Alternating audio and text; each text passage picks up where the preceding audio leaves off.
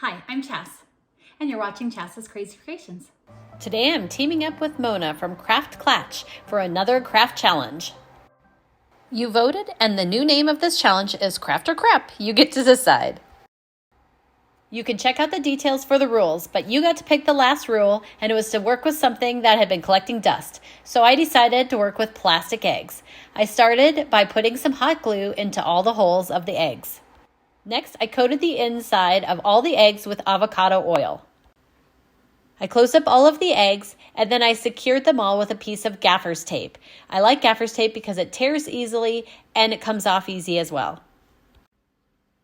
I took my plaid wood-burning tool and I put the blade on top. I waited till it got nice and hot, and then I cut a hole in all of the eggs so that I would be able to access the center.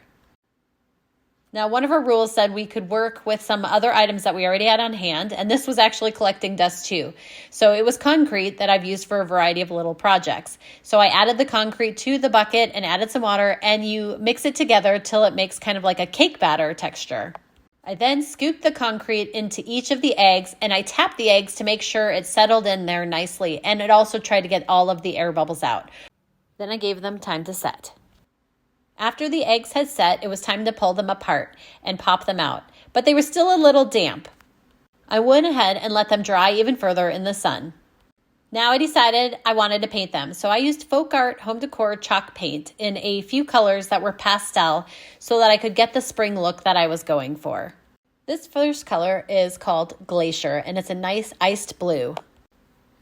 I like this chalk paint because it goes on nice and smooth and generally only needs one coat. It's also water-based, so it's great for cleanup as well. Now I'm going to paint the top half. I'm going to let that dry and then see if it needs a second coat. If not, I'll go ahead and paint the other side. But let's move on to the other ones. The next colors I'll be using is Lilac and Vintage Victorian. And just like before, I'm going to paint one half and then paint the other half after it dries, following the package instructions. If they need a second coat, I'll go ahead and do that. But then I'm going to make sure that they're nice and dry before I am ready to place them out to be on display. Now, just a few tips that I can mention is it does have some bumpy spaces in it. So the finer the grit of concrete, the less likely you are to have those crevices.